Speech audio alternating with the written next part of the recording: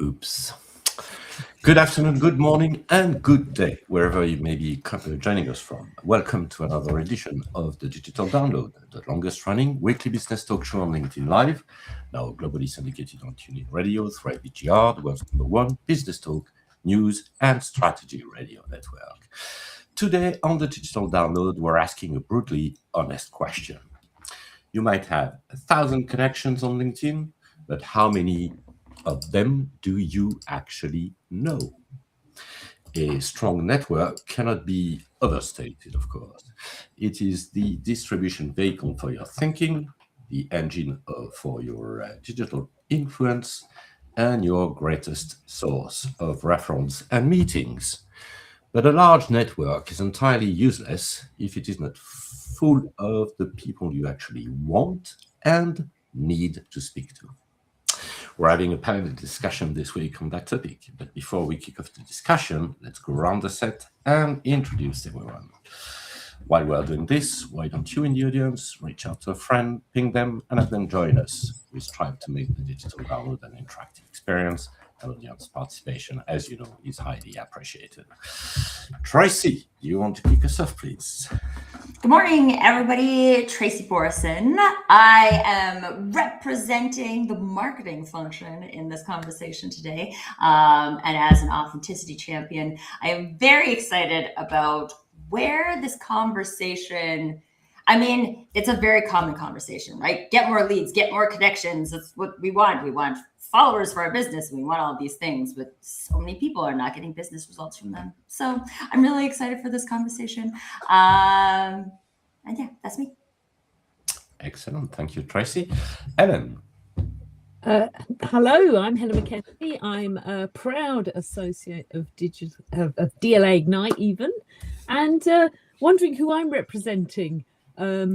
Possibly not the Vikings that are rowing across the Atlantic for a football match. Possibly not the Knights in Armour with the St. George's Cross on the front. I don't know, sailing across the Atlantic for a football match, but perhaps representing somebody who's out there in the weeds selling and making lots of connections and actually meeting people. So yeah, really looking forward to this conversation. Excellent. Thank you, Ellen. Tim. Thank you, Bertrand. Welcome, everybody. My name is Tim Hughes. I'm the CEO and co-founder of Aspitello. And I'm also famous for writing the book Social Selling and Influence, using social media for cold outreach and new business sales. Excellent. Thank you, Tim. Adam. And I can't believe that Helen is sitting there with long sleeves on. Even I don't have long sleeves on. Oh, we do. And it's only 7 a.m. here. Adam. Hi, everyone. I'm Adam Gray. I'm co-founder of DLA Ignite and Aspitello. As is Tim, he didn't say he was co-founder of DLA Ignite. Yeah, this is a really interesting conversation, and it's the cornerstone of everything that Tim and I have been doing for the last decade, really, in this space. I am wearing short sleeves, and I'm wearing shorts as well, which is a rarity because that. Yeah, you don't need to see that, but that is, but that's something that doesn't happen very often, I can assure you. Cringe. Thank you, Tim. Excellent. Thank you, Adam. Myself, Bertrand Godillot. I am the founder and managing partner of Odysseus & Co. And I happen to be the co-founder as well at Aspitello. But we'll talk about this later on. Okay, so foundational question, of course, for you all. Who should we be connecting to? And why that matter? And the right way to approach people without sounding like a spammer. I'm sure that whether it's Tracy, maybe it's a question for Tracy, this one. I was going to say, I feel like I always start. I should have gone outside the door and run in and said, buy my product, it's great. So here's my rule. This is the way I like to look at it. And I, too, proud partner of DLA Ignite, and I love the methodology because it creates the space for you to do things in the way that work for you. But I think people receive that like weird car salesman energy vibe from the sales efforts that are like, I don't really care who you are. I'm going to try and sell you. Right? Like, I don't know if you have a problem. I don't really care about you as a person, but I'm going to try and sell you a thing. And like, that's the beginning energy. And I mean, first, I don't understand how people do that. I could never. It would feel so gross. So Icky. Yes, icky. So I have never done that. So I don't actually know. I mean, my logic brain says it has to work for some people, otherwise that nobody would do it. I think, but like, I don't understand that. Every time I've been approached with that, like in person, I feel like car sales, furniture sales is another place where I've experienced that, where I'm just like, leave me alone. Like, I just want to look at what's here. The more you like creep me, the less I want to buy from you. So it's like, it's confusing to me that people would approach sales that way from a social media point of view. It's very confusing. I don't know that there's any human that likes to receive that. So now if we look at that from the flip side of like, okay, we want to use this channel to create commercial opportunities, right? We could call it sales, but like really we want commercial opportunities. This could be partnerships, this could be investments, this could be sales, this could be a variety of different things. And so when we're looking at the who, I like to look at, well, like who are like the right business profiles, but also the right human profiles. My favorite exercise for this is like, if you go onto like LinkedIn Navigator, if you don't have LinkedIn Navigator, then just a LinkedIn search and you're like, who's talking about authenticity today? So I can like search authenticity and it comes up with a whole list of people who have used the word authenticity in their posts. And there's a way to do that where you're like, I'm going to connect with all of these people. Or I could be like, okay, here's the group of people we're talking about authenticity. So that's probably my peeps, right? Now, who do I feel drawn to connect with today? Right? Like, and I've done that from like, I like this person's smile, which might sound kind of creepy, but it's a vibe thing. Like, I think I would enjoy having a conversation with this person.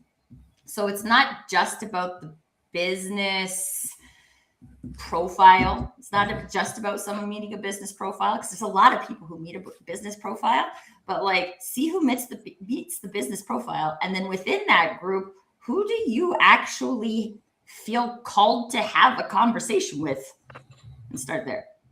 I don't know. I think I'm not sure I answered the question. Feel drawn to connect to. Love this one. And maybe, let's say just a hello to Greg. Hi, Greg. Hello, Greg. Hi, Greg. Welcome. Is this a B2C approach, or that you've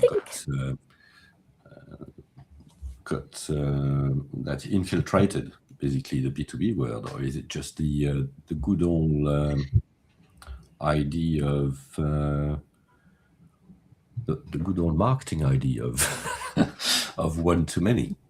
I think for me, it's I'm not quite so particular as Tracy, partly because interesting people don't always post on LinkedIn. So, you're not necessarily able to see if somebody's mentioning the word authenticity, for instance, to do that. So for me, I always think about it as my network, as my web of people, my network of people, that I've got something with common with in my business life, because again, you can't search particularly on, I don't know, likes motorcycle racing, for instance, which I do. You can't search on that on LinkedIn. So I'm looking at things like, are they in Scotland? So that's what I'm looking at. So because that's why you've got a flag behind you. Yes, yeah, and I live in Scotland. I'm interested in people who are doing business in Scotland. So are they in Scotland? Are they people that are in roles the same as me, for instance, because when I was in procurement, I was looking for peers in procurement to exchange ideas and views with. And then I'm just looking to connect with people. So back to that network, it's about having a network of people who can potentially become your business friends rather than your friends' friends. So you might be friends with people, but people that you have conversations with become, people that you can ask things of, like I've got somebody that's coming to your town that would love to meet you. They're in my network, you're in my network. Can I connect you both? So I look at it more like a sort of, a web makes me sound like a spider, which is a bit, I'm not quite sure I like that, but a mesh, a network, a group of people who I've got something in common with. And actually, if we've all got something in common with each other, then we feel like a network. So that's how I do it. I certainly don't appreciate somebody that asks me if I, given that I'm in the plumbing industry, why don't we connect? Because obviously I'm not in the plumbing industry and I can't understand why somebody would have sent that to me. Well, we've got a great comment from Greg, so I would argue, really... is it the creepy guys that sell the most, or is it actually good salespeople that sell the most? Or is it people buying? Yeah, well, it may be creepy people that sell lots. Whether they sell the most or not, I think is open to debate. But it's a very different proposition, isn't it? Selling to somebody personally than it is to selling to somebody in a business environment. Because when I walk into the car shop, the salesperson has to sell to me. And if I like the car, if I'm putting up objections as to why I can't buy it, or I can't afford it, or it's not in the right color, and they're very easy to walk around those objections. So you can't afford it. So if we could get you finance at a really good price, or it's the wrong color, but we have a black one in stock as well. Actually it's quite easy to walk around those. At a business level, it's like there's another layer, isn't there? Because it may be my credibility and job riding on it, but also I'm not going to be the only person that has to sign this off. So they say to me, we've got a great new CRM system. And I go, that's an amazing CRM system. And the first person I need to phone then is Tim and say, this guy's approached me with a great new CRM system. And Tim says, tell him we're not interested. So I then have to phone him back and say, we're not interested. And actually, I think that in the business context, it's a very different proposition, isn't it? And I think Helen's comment about, creating this network community grid of people that you could have some commercial conversation with, maybe today, maybe tomorrow, maybe next year. The beauty of having a commercial conversation with somebody next year, if you've connected to them today, is that by the time you have that commercial conversation, you've already known them for a year, which means that you're not so scary. Also, I always think that networking is one of those things, or building a network on LinkedIn is always one of those things that people put off, don't they? Mm-hmm. It's always it's kind of difficult because it actually means talking to strangers, and we were told as little children not to talk to strangers, so therefore we're going against our parents' wishes.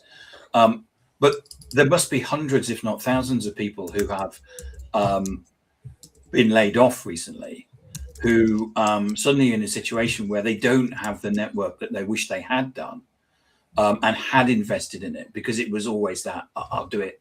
It's like it's fourth on the list, isn't it, of your to-do, and you never really get there. You get to number 3 and you go, I'm going.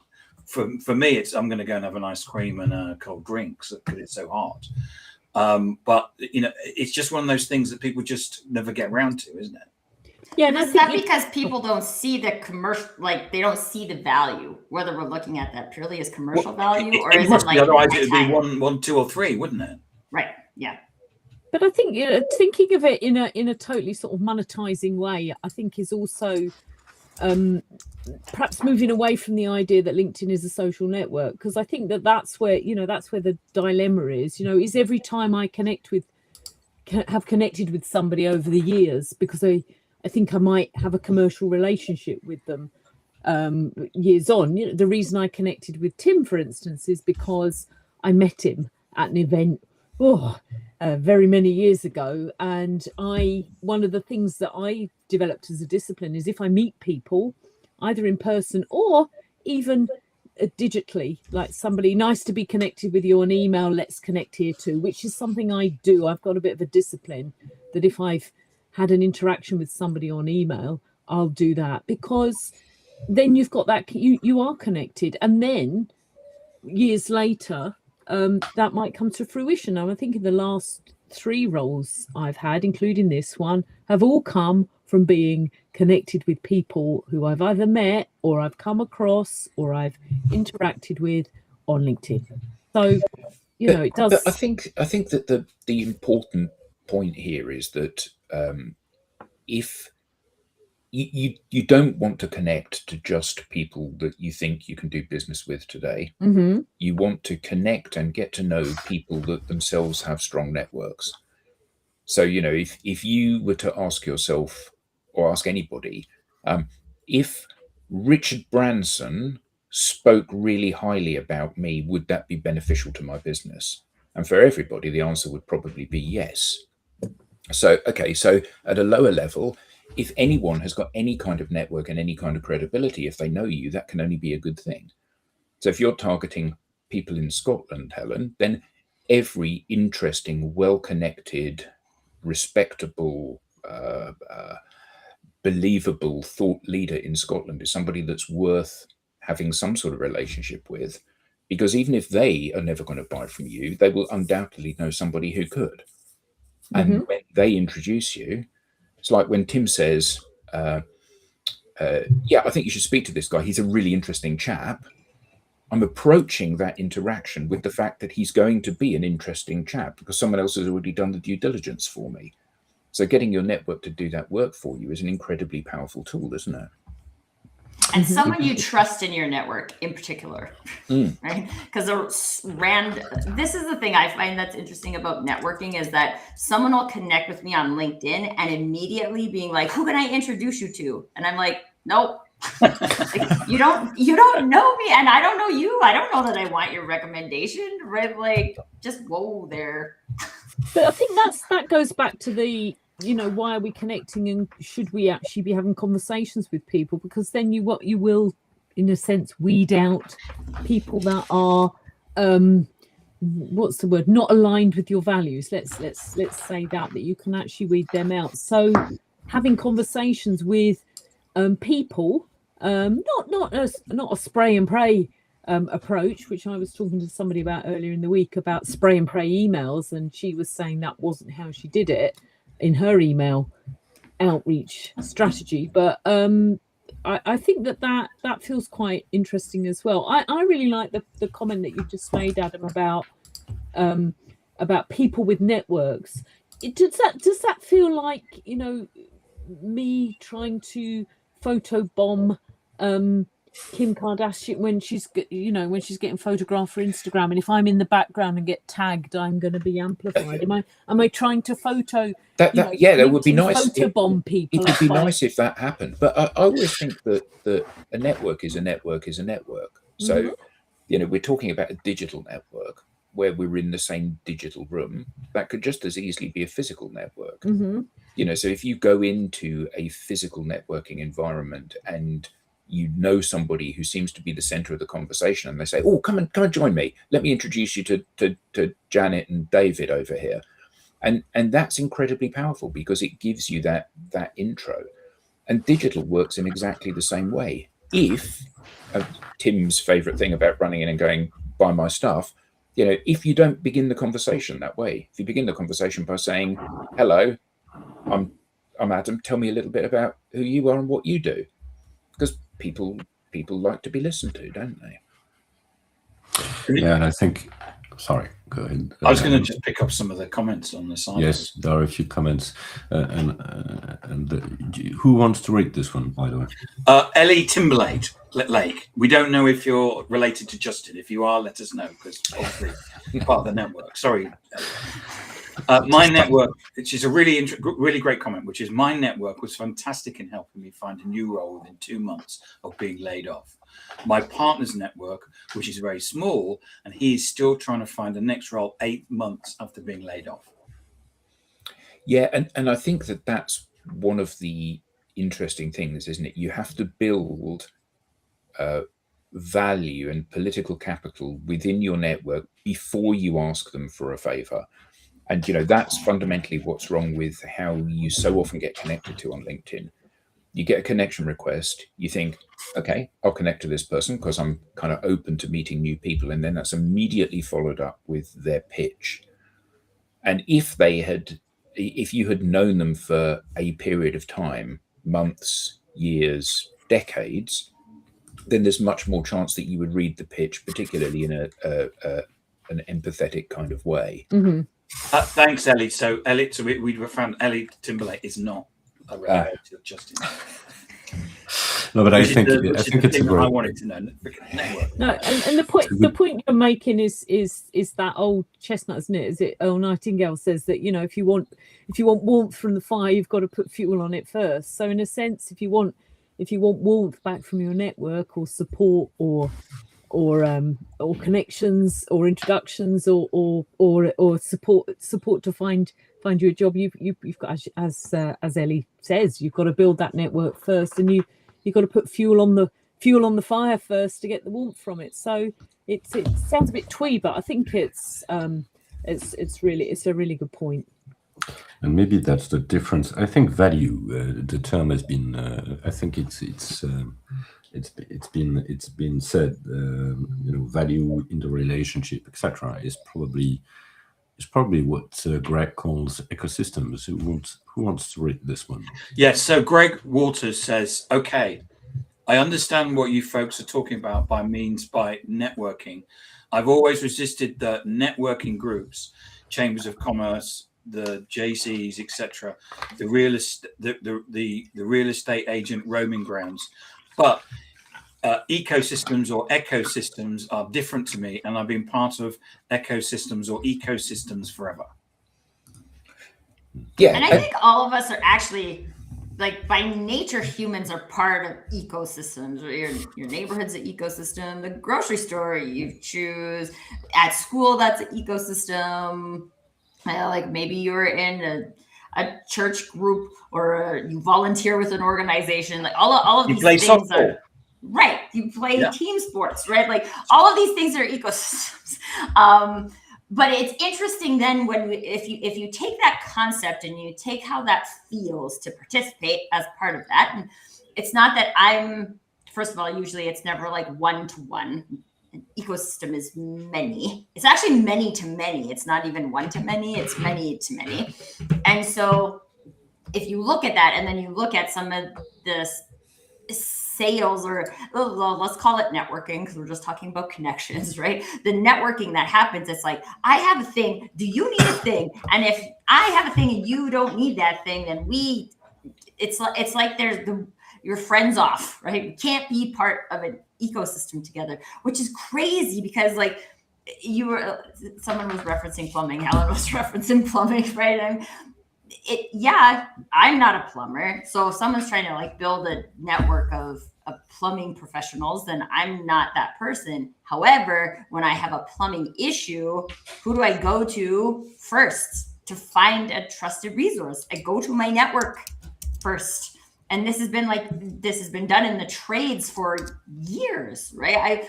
I recently needed to find a limo to take my baseball girls on a limo ride, because this is what I promised them if they won city championships, and they did. So, but it's Calgary Stampede, and all the limos are like 3 times the normal price. And I'm like, this is for 10, 12-year-old girls in Strathmore.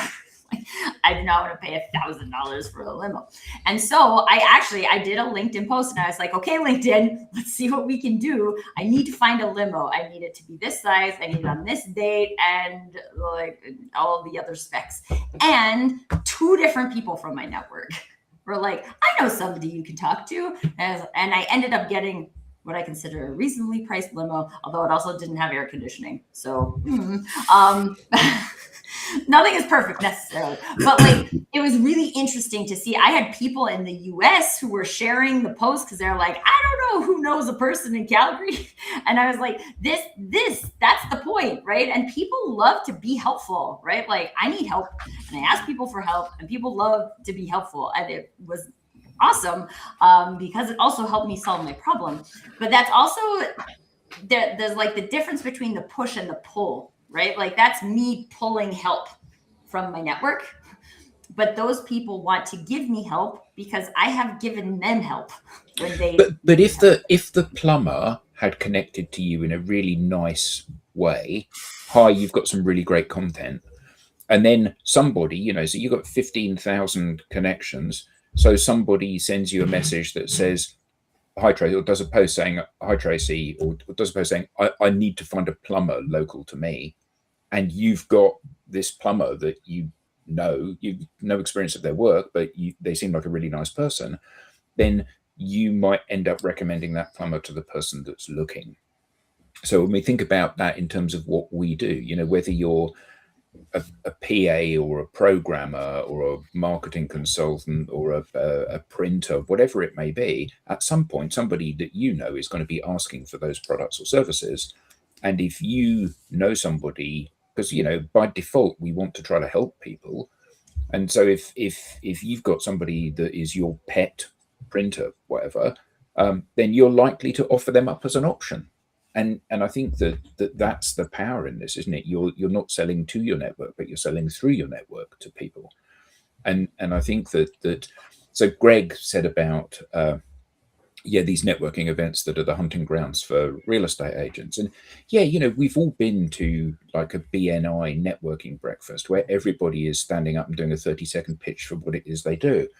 I have got business from those, and I have built some long-standing relationships from those. However, it does seem a little bit outmoded these days. But going to a networking event, Tim and I often go to thought leadership events where research is being unveiled, you know, the state of sales, the state of compensation, you know, whatever the thing is. And what's really interesting about those is the conversations and the relationships that you build offline. You know, you happen to be sitting next to somebody that's in this field, and then you end up having a conversation with them and you think, okay, there's some synergy there, let's keep in touch. And those are where ultimately the value resides, I think.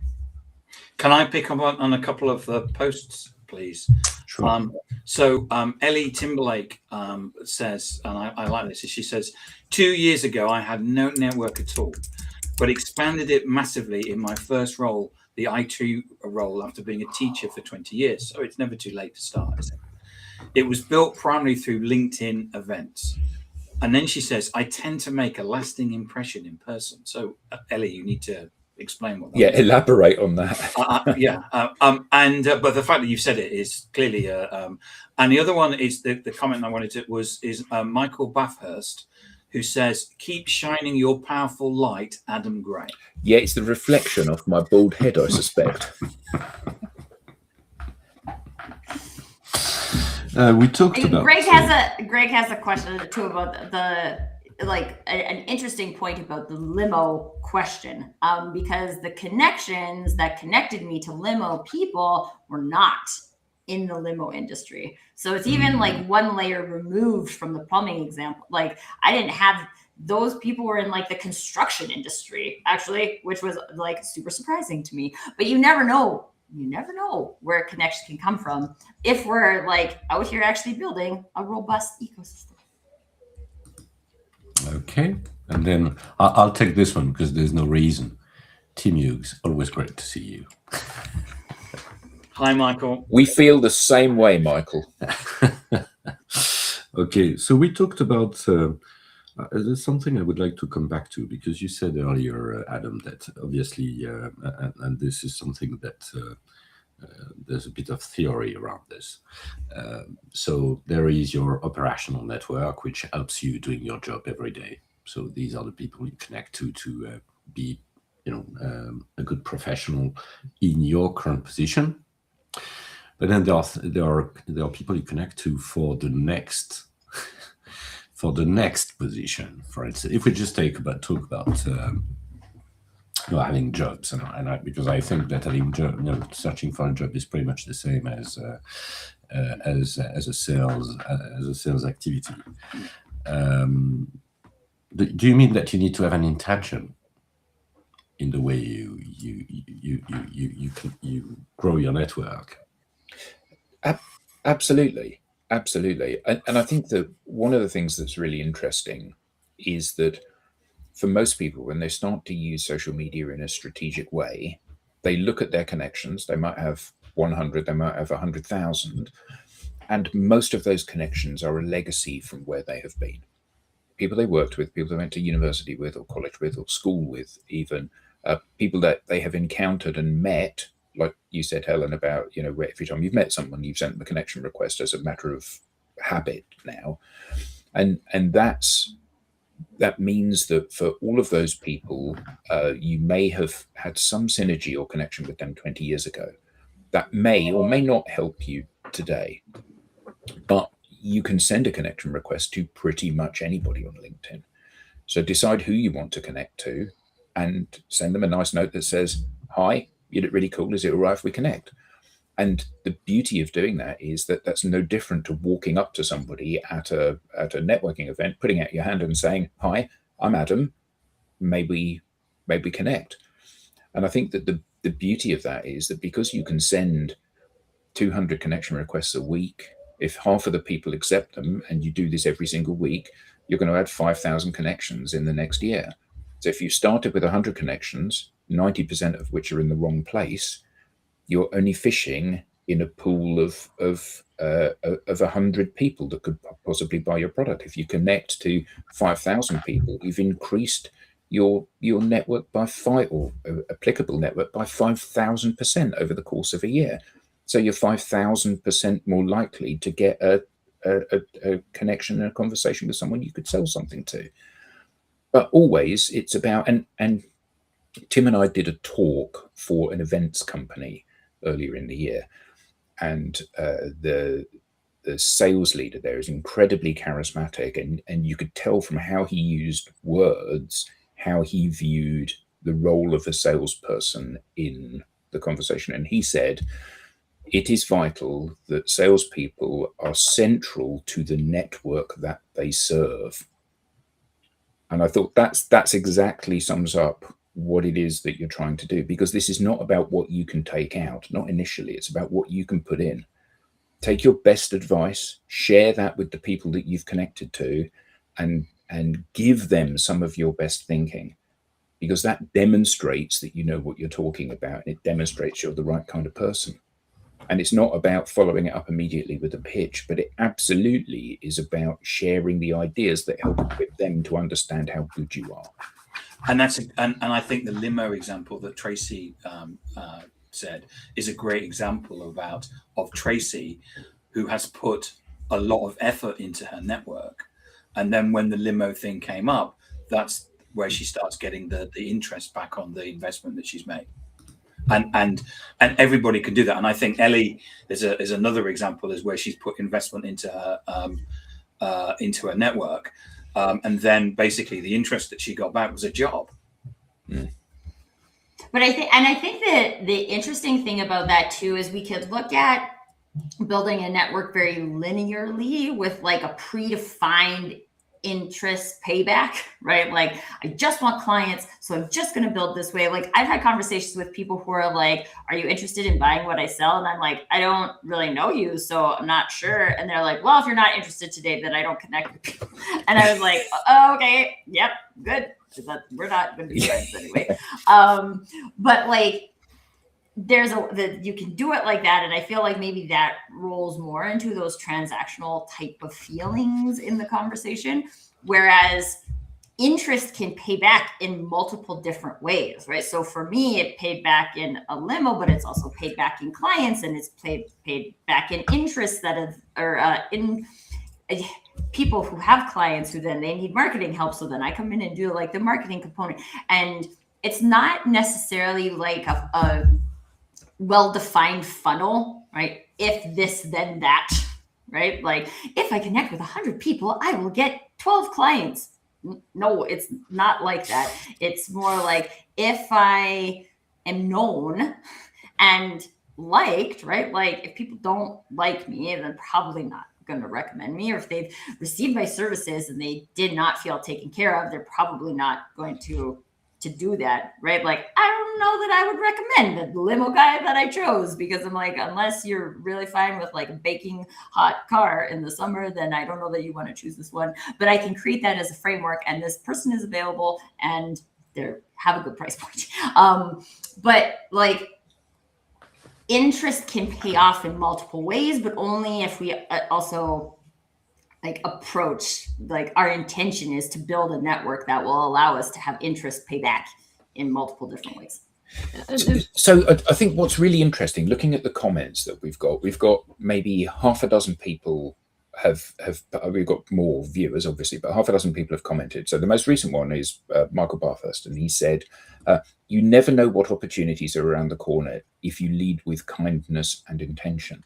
And prior to that, Greg Walters had said, my point is the network is no longer 2D, it's at least 3D, possibly 11D, and always in motion. Adam, it is almost mystical, giving attracts. Now, I think what's really interesting is that this, and our client that said about serving the network, everybody gets this. Everybody gets this. Everybody gets that if you go out there and you are generous with your time and your advice and you help people, that comes back to you. Those people that you've helped feel a debt of obligation and they want to help, find some way of helping you. And other people get a chance to see how much you know and how good you are explaining that to people. So given that everybody gets this at a fundamental level, why do so few people behave this way? I think some of it's, and this is from conversations that I've had with people as I've been developing my network. There's such the old ways of thinking are entrenched. There's such a group think in the sales profession, in business cards. Yes, but also like I was speaking to somebody this week and was just talking about the number of phone calls that they made. They're in BD. That was what they wanted to do. I was speaking to a senior leader in another company who was the other way, was all about, it's about, repeat business and recommendations and nothing else. So I think people have quite fixed views sometimes about what the way that you attract, the way that you get sales conversations, the way you start that process. And I think that this is different. And LinkedIn was, I think I've said it before on Digital Download, LinkedIn is seen as a very posh way of putting your CV up and not as a social network. And I think that's where it is changing. What people are putting up is changing. I spoke to somebody the other day who was saying they just don't, he spoke to somebody that just don't like anybody that puts a picture up of their child or their dog. They're just not going to, they're not their person. They're not going to engage with them. And that's fine. That's absolutely fine. But that doesn't mean it's inappropriate to do that. So I don't know, that's my perception of conversations out there in the network, as it were, is that people have the way that you do things, the one more call, the one more email, that sort of prospecting template is really inground. It's possibly the folklore that's talked about in terms of the way that, I don't know, what do you think? Am I sort of deducing more into the conversations? Is it not as entrenched? I was having a conversation with a connection yesterday, and we ended up talking about a similar thing, right? Like, if all of this is like makes so much logical sense, why do people not want to do it? We were talking about a different thing that people don't want to do, but then we ended up talking about like gravity, right? So practice, beliefs, methodologies, processes, hierarchies, right? Like all of these things have created a gravity for how this is done. And it's easy to get sucked back into that. Even I work with a lot of small businesses that have the total capacity to choose to not just make 150 calls a week.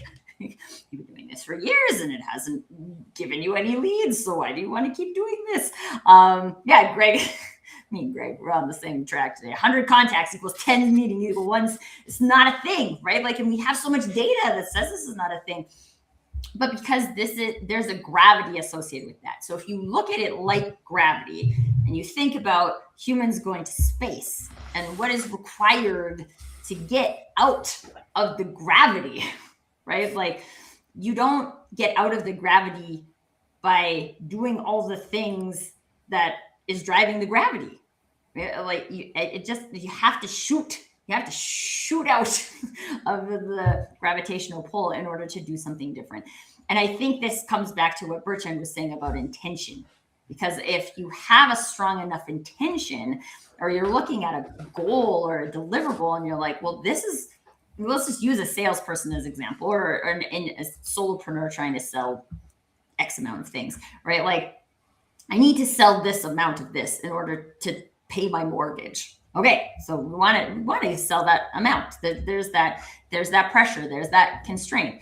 But us breaking the Earth's gravity didn't happen because there were no constraints. There were lots of constraints, and we decided to do it anyway. So when you have that idea and you're like, this is what I'm doing, and I accept that there are constraints, but I'm also not going to assume that there's only one direction that will allow me to actually reach the goal. I'm going to explore as many ways as possible to see what can deliver that for me. I also, when I look at it that way, like, that feels more fun to me, right? Like, there's more possibility, there's more fun, there's more expression, there's like a whole bunch more. If we want to talk about abundance, we want to talk about sales volumes feeling abundant, then that happens in the area of abundance. It doesn't happen in the like teeny constraints of like, I need to make 100 contacts today, and then hopefully that will make 10, but now it's not making 10, so that means I need to make 200 a day so I can get to 10. And you're like, those, like, if we're trying to break the gravity, that's like digging a hole into the ground. Well, the opposite. I think that the problem here is that people, as you said, Tracy, are wedded to their old way of doing things. So, this is like, we're trying to break the Earth's gravity, so we're going to build a faster aeroplane. And actually, that's not the answer, because an aeroplane is not the way to break the Earth's gravity. And I think that whether or not you are cold calling or cold emailing or knocking on doors or cold advertising or cold connection requesting to people, the problem here is not any of those mechanisms, because telephone is fantastic, email is fantastic, meeting people by knocking on their door and visiting them is fantastic, connection requests are fantastic. The reason that these things are failing is not because of what they are, it's because of the word cold in front of them. And, I would rather have a telephone call with somebody than I would a LinkedIn messaging exchange, because it's more intimate and it's more immediate. The problem, though, is that phoning somebody up and expecting them to be receptive and expecting them to carve time out of their schedule then to have that call is a ludicrous ask, because we would never do that to somebody. So, this is about, you get a call with somebody, but they have to be wanting you to call and expecting you to call and receptive to what you have to say or to the relationship building part of things. And then it's great. But it requires a new way of doing things, doesn't it? A new thinking. Yeah. Well, I think it's just, I feel like this is like being real, right? Or being honest. This is having a conversation with a friend of mine who's like a junior sales. And his boss had said like, oh, this person was on the website. You have to follow up with them. Make sure your script is really tight. And I asked him, I'm like, how does it feel when you're told that? Like what does it feel like in your body? And he was like, well, like, I don't know how to make the script tight because I don't, like, this is completely cold. I don't know anything about these people. And I'm like, okay, well, it's one thing then to just have that clear in your mind and be like, I don't know this person. They don't know me. If I come in from that perspective and try to generate a conversation, it's like you're meeting someone at a networking event for the first time, right? Like there is actually possibility that exists in there. The problem is when we start to strategize to the point where we're like, well, now I'll research them, and they're like, they still don't know you. Right? You could do all of that work, or you could just come in and be like, I don't know you and you don't know me, but I think it might be cool to jam. What do you think? And like, I will say this is mostly my approach when I am on LinkedIn anyway. And the number of people who tell me that it is refreshing approach. Mhm. And I mean, it also helps that I don't go immediately sell them after. So you have to look at the rest of your relationship. But like cold is okay when you treat it like it's cold, right? I Like think but it's when as all soon right. as I take cold and make it like, Mhm. I'm going to believe that this is warm, but you're cold. No, like that's not good. I think it's all right to let people engage on their terms. I was back to this idea of if I phone you, it's not the right time. You know, I don't even phone my mum at a time that I just happen to phone her. I might text her and I might say, "Are you free?" And then I might, but I don't. She doesn't phone me, and I don't phone her spontaneously. We have a set time when we speak every week, and that's what, because as Adam says, you know, somebody phones you up and, you know, that I don't know that one of your kids has just spilt the milk all over the floor, or somebody phones you up and you're desperate for the bathroom and you were just on the way there, or somebody phones you up and your meeting is starting in 5 minutes. So I think there's nothing wrong with allowing people to engage with you on their own terms, and that's what I like about the LinkedIn connection messaging way of doing it compared to cold calling, is that actually allows people to engage with you on their own terms. And I think that's important, that people you're connecting with feel that they're in control of the interaction, rather than you immediately spamming them with messages or making them engage with you when it's not the right time for them to do that. I've got a question, because all of you around the table have pretty significantly large networks. And I just wonder how you maintain relationships. How do we make sure that you keep this network a network around you? Well, I remember Tim and I were in Australia doing a speaking tour, and one of the people that we were on stage with was an Australian guy called Graham Hawkins, and he had at that time an abnormally large network. It was like 40,000 people or something, and this must be getting on for 10 years ago. And someone in the back of the audience shouted out at him, "You can't possibly know 40,000 people." And he said, "I don't, but they know me." And I think that that's the key thing. He keeps adding value to his network, like we all try to do. And so people within our network know us and recognize us.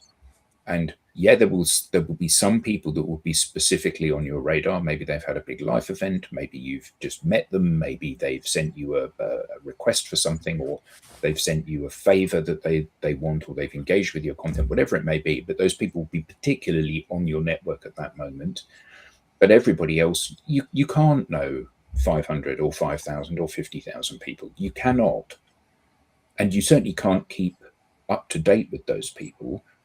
But a lot of the joy of having a big-ish network is that people self-select, don't they? If somebody wants to have a conversation with you, they'll start to engage with your content, or they might even send you a note saying, "Hello, can we have a chat, please?" And the beauty of that is that then they've kind of put their hand up and said, "I would like you to notice me. I would like us to get closer at the moment, because there is some opportunity there for me, for you, for both of us, whatever." So I think just being open is the key thing, isn't it? Yeah, and I think people also like move in and out, right? It's like an orbit, if you want to come back to gravity, right? So like you're the center, and different people orbit at different things. But unlike a planet in the solar system, those people move farther or closer away based on what they need. Not, I don't control that, right? Like I don't have strings and I pull them in when I need them. How that relationship works is they move in and out based on what they need, which is a thing that I don't control. And so I always love to come back to Dunbar's number, which is 150, right? So Dunbar's research says you can know 150 people at a time. That's it. Okay? Which is interesting though, because Who are you? Yeah. I know. I rotated way out. I'm like Pluto to Adam. But people move in and out, and you like, so if you think about it from like your childhood friend's point of view, right? Like your childhood friends probably have like a really close place in your heart and in your memory, but you probably don't think about them every day, right? They are rotating, right? So at any one time, there's 150 people in here, and people are rotating in and out, and that is happening for all other people as well. And just like I don't control those rotations, they don't control those rotations. So when I think about a person, because all of us have this, right? When you like randomly think about a person, I had this morning, and I'm like, oh, like a coworker of mine that I like used to play ball with, and her son's the same age as Nicholas, and like I haven't seen her for years, and I thought about her this morning, right? Like this is how it happens, and like we don't really control it either as individual people. But so what you're looking at then is that if I'm the sun, I could have like 3 people rotating, or I can have 14,000 people rotating. I still can't have more than 150 in my mind at a time. And do I know all of those 15,000? No, I don't. Right. But like it's always in motion, I guess, is what I'm trying to impart. Great. Well, team, this has been really a great conversation, and I'm sure we could keep on going for a while, but very unfortunately we were reaching the end of this show. I'm just looking at the last comments, but anyway. Okay, that was really great. So anyone want to say the final word to conclude on that topic? Or I just say what I'm very used to say now, and you know where I'm going. We now have a newsletter. So if you want to know more about the show, go back to this show and have a summary and some insights. What we will be discussing next time around. Visit us at scan the QR code here, or visit us at digitaldownload.live/newsletter. Thank you very much, everyone, and see you